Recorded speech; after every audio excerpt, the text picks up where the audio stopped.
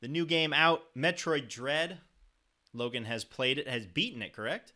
I did. I beat it an hour ago, right before this Wow, show. perfect timing. So let's hear your thoughts. How is it? How is it worth the wait for fans? It's been a long time since the last mainline non-remake 2D Metroid game. Yeah, this is, I'll just straight up say it. I think this is a 10 out of 10 masterpiece. I think it's my favorite game this year besides Space Attorney, but that's a special thing for me personally. So, as far as like game of the year voting, I would vote for this over anything else that I've played so far this year. Um, I think it is as important to the Metroid series as Mario Odyssey is to Mario and Breath of the Wild is to Zelda. I think it's a top five Switch game. I absolutely am in love with this game. I think it's incredible. And I've never finished a Metroid until this one all the way through. And this one I beat in 5 days. It's so unbelievably good. I think you've said before you weren't like the biggest fan of Metroidvania style games, No. correct? How was it in this? Yeah, so there's the big difference with this game is just how fun it is to move around as Samus. And that is what made it for me. Is that I always found other Metroidvanias I've played not that fun because like in Super Metroid, Samus isn't that fun to control because it's an older game. She's slower. She doesn't just have the kind of fluidity that is here in Dread. She's so fast in Metroid Dread, and everything is so fluid. You can just blast through these rooms and these areas, and it makes the backtracking fun because she's just fun to play as. It's just enjoyable to move around in this world, and you are constantly getting new abilities. It feels like they turned the quality of ability up a few notches right away. Like usually you build slowly up, but you're just getting good stuff right out of the gate that makes Samus even more fun to control and gives you even more options in both movement and combat. And that's just the big difference is this game is so smooth and fast that I didn't mind the backtracking and I actually enjoyed it because I felt more immersed in the world just because of how fun it was to control. How were the stalkers? I don't know their actual Dude, name, but the Emmys, the Emmys. Okay. it's awesome. That's another thing that just really I think elevated this game is that I felt in previous Metroids it feels very samey after a while. You're just like, okay, new area. I can't do anything yet until I get the thing, and then I can do everything. But with this, it's like you're working your way around the Emmy area, trying to avoid going in there as much as you can, and then when you do have to go in there, you like take a deep breath, and your goal isn't to explore, right? The goal of every Metroid is to explore the areas, find everything, search every nook and cranny. But when you're in the Emmy zone, it's like get the heck out of there as fast as you can, and it's really good. The dread, as the title says, is there. They're very stressful to avoid. The atmosphere in those areas is fantastic. The music is very good. It's kind of this like fog of war effect on the corners of the map, of the corners of the screen. So it's like a little fuzzier when you're in there when the enemy's stalking you. Just makes it feel more intense and intimate. And so that's really good. And then when you get the power to destroy them, it's like a whole nother puzzle because you get this gun that you can only use to destroy the enemy, and it's a one-time use. So once you kill the enemy, it's gone. So the goal of every Emmy area is to find this thing, destroy the Emmy, and then that area is kind of unlocked for you to explore without fear of being chased down by this thing. So, but to destroy it, it's a two-part process. The first is it has like the shield around its face, and you need to just fire it with bullets from this special gun until the face shield explodes. And then you need to charge a shot all the way up, and it takes like 8 seconds to do that, and then shoot it at an exposed face. So you have to destroy the heat shield and then run away and get more damage from it, charge up the attack, wait for it to show up again, and shoot its face. And so it's just a really cool puzzle that it plays with a lot in the different areas because every Emmy room is vastly different from the last in terms of design. So yeah, I really liked that part of it. I did die a lot, but the loading time to respawn is instant, and there's a checkpoint at the outside of every single Emmy door. So the second you die, you're right back at the area that you entered the Emmy zone through. And that's something else I really like about it is that it is these confined zones. So it's not like the tyrant in Resident Evil 2 that's always chasing you Yeah, and just even is into your really like scary the safe whole zone. time. Yeah, and the Emmys never break out of the Emmy zones, so you always know where they will be and where they won't be. And I really enjoyed that part of it too. Was that I knew when I was going to go and have to avoid this thing. It never surprises you, and I liked that part of it too. Were you playing some of the other Metroid games before this? I couldn't remember. You were Yeah, playing I some of them, was. right? I Okay. You're a Metroid, right? Yeah, I kind of fell through. I decided I didn't want to burn myself out before Dread, which I think was a good call because I beat Zero Mission earlier this year. Samus Returns I've played like half of in the past. Super Metroid I've played like 90% of in the past, but got really stuck near the end. Fusion I played like a third of. So I've played parts of all four 2D Metroids leading to this one, but just never finished one. But this one was just so good that I'm already done with it. In terms of like story, where is Metroid Dread as someone who hasn't completed any of the other games and is not, I guess, technically seen all the stories through, especially considering that this is the last game of this current story, correct? Yeah, it is. And I was kind of caught off guard at how much I really enjoyed the story. It's people hate Metroid Other M, right? Because it just shoehorns in all these cutscenes, and Samus isn't as badass as she usually is, and she's very badass in this game. She is awesome. But this game tells its story in a really great way. There's very few cutscenes, but when they are there, they matter a lot. There's very little dialogue, but what is there is really good. And so it's more story than I think is really in the other 2D Metroid games. And I knew the basic plot of what happened in the first four, just from playing them so much and just from hearing about them. But I watched like a 30-minute recap video on the first four before jumping into Dread, so I was caught up to speed. And honestly, that's my recommendation. If you want to play this game, just catch yourself up on the lore on a YouTube video. Nintendo Life has a good one that's really in depth, and then just hop into Dread, and you really won't feel lost. That's good. Yeah. That was Yeah. always the concern with with the final game of a series, and two, the final game of a series that hasn't seen a new entry in so long. Yeah. That the story would kind of leave And there's a people nice behind. recap to kick off the game, too. There's like Okay. a 5-minute little recap about who Samus is and why she's going to this planet and what Metroids are and what the Parasite X is from Fusion. So there's a really good catch up at the start of this game, too, that might even be enough, too, just to get what's going on. Any issues you have with it, or is it truly perfect? Oh, it's not quite perfect. I do think it's a 10 out of 10, but not quite perfect.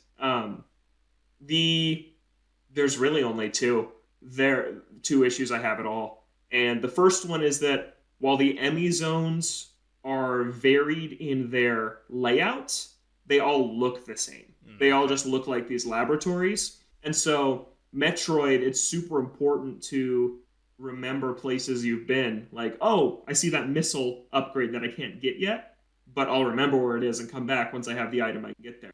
But in the Emmy zones, they're just all visually pretty much identical. There's some slight differences, but for the most part, they look the same.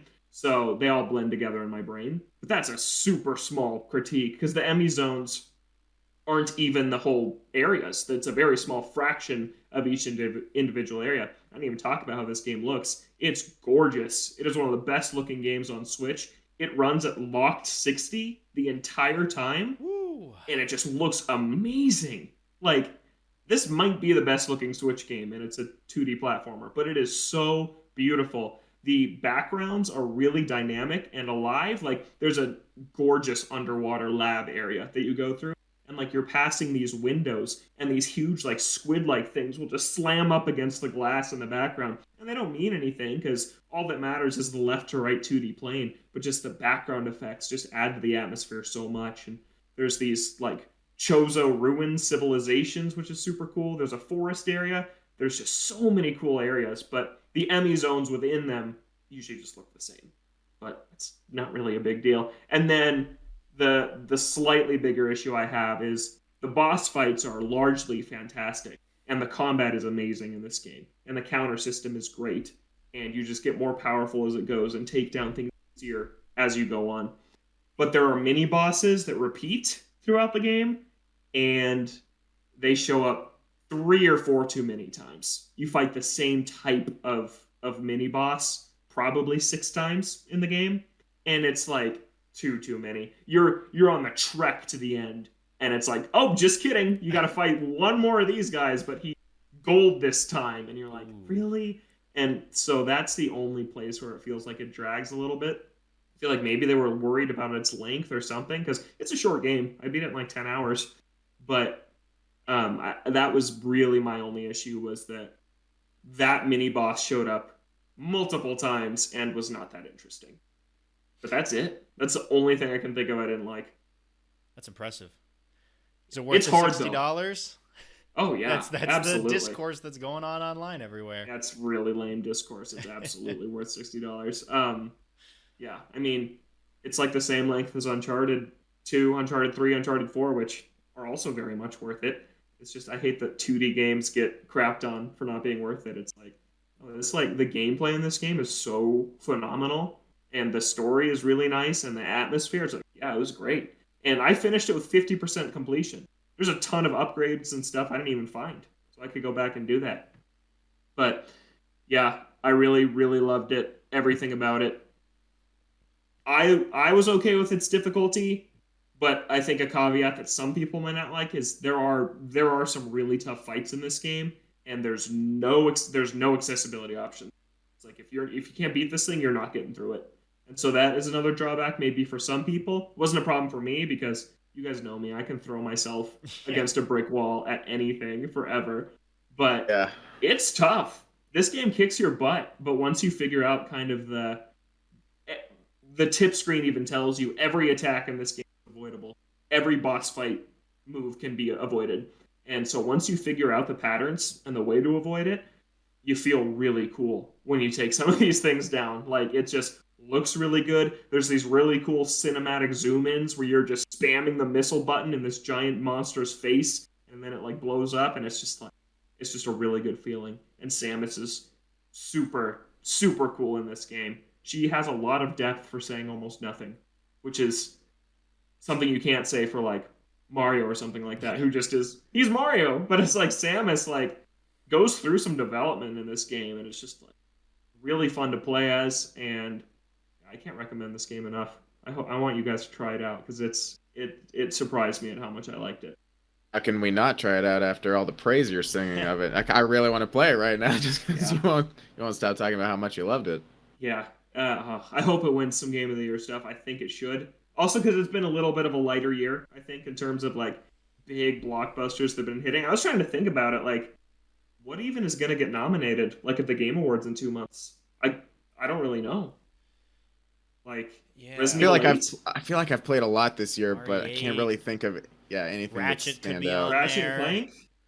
Rift Apart Returnal? did really well. I don't know. Monster Hunter Rise? People loved that when it came out. We didn't as much, but we were pretty critical of it. Yeah. I don't know if it's going to get nominated, but I yeah. feel like this year there just hasn't been as much that has like left a big impact. Like in years past, there have been games that have survived the discourse all the way until the end of the year, and those are usually the games that survive to the Game of the Year discussions and eventually win. People really liked Hitman 3 in January. People did like Hitman 3. That's a long time ago. That feels a long time ago, yeah. So I don't know. I think Metroid has a real shot at winning some Game of the Year stuff. Because from what I'm seeing, people are really loving it too. It is like an 89 on Metacritic, I think. Pretty well received, yeah. Yeah, it's really good.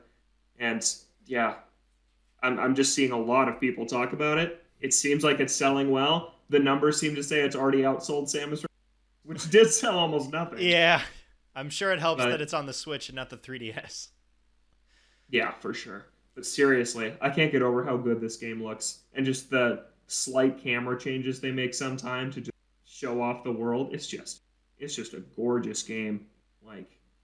And it made me wish I was playing on a Switch OLED because I saw some people who were, and I'm like, dang, this is like the perfect game to launch with because the colors are just so nice in this game. Anyways, on my normal Switch, I played like the whole thing in handheld mode. Oh, really? I was going to ask you, do you have an OLED TV that you could do it on? Or? No.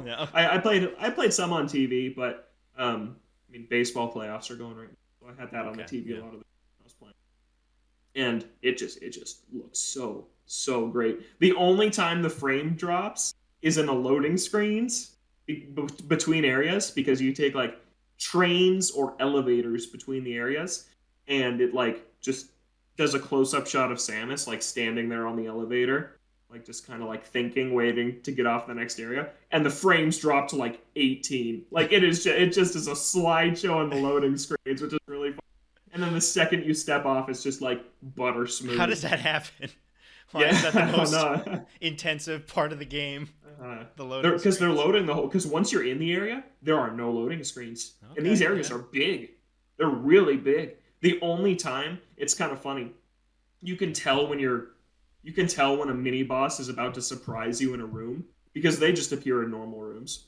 When it takes half a second longer to get into the room, because you'll like shoot open a door, go in, and it'll be like, oh, this is taking like 2 seconds. Ah, crap, there's gonna be something showing up, Yeah. and then it happens almost every time. Yeah. It's giving you a little hint. Yeah. You know ahead of time. Like, get ready, it's coming. But yeah, super generous checkpoints for bosses too, not just the Emmys. It's really generous throughout. Save points throughout, places to heal throughout. But this is the hardest Nintendo game in a long time. Like, I feel like not since Breath of the Wild has there really been a Nintendo game where they like weren't afraid to let you die. And even a difference from Samus Returns is that Samus Returns gives you this scan ability like in the first 2 hours of the game. And you can scan every room to see what blocks can be broken and what item you need to do it. And so basically it turns into a scan-a-thon. You enter a room, you scan, you do what you scan, and you leave. In Dread, you don't get the scan ability until like the last third of the game. So for the first 2/3, you're on your own. And the map system is really good too. Like you have to navigate yourself by using the map. The map doesn't, there's no objective markers, no nothing. You have to figure it out on your own. And I just really, really love that in this game because Nintendo games can be pretty handholdy. Like, especially in recent console generations, Nintendo doesn't want you to get lost, doesn't want you to abandon the game. But this game is not afraid to let you get lost, not afraid to let you die, and you just got to figure it out on your own. And I really admire it for that. You gonna go back in to try and Yes. get 100? Well, not necessarily 100%, but get more completion. Yeah, I think so. There's also a hard mode that I unlocked for beating the game. It's already hard enough, though. I feel like I don't know if I want to do that yet. But this game is so short. I will definitely miss it some. It's a really nice October game. We're going to talk about spooky games later in the show. But it's just kind of the fall mood. It's been rainy here. Been getting dark earlier, colder, and it was just like a really nice fall game. So I could see myself playing this again, like Halloween time in a couple of years or something. But yeah, you guys should try it out. It's got my highest recommendation. Yeah. See where I can fit it in. Yeah. All the other games I got to play, but it does look good. Been hearing nothing but good things about it.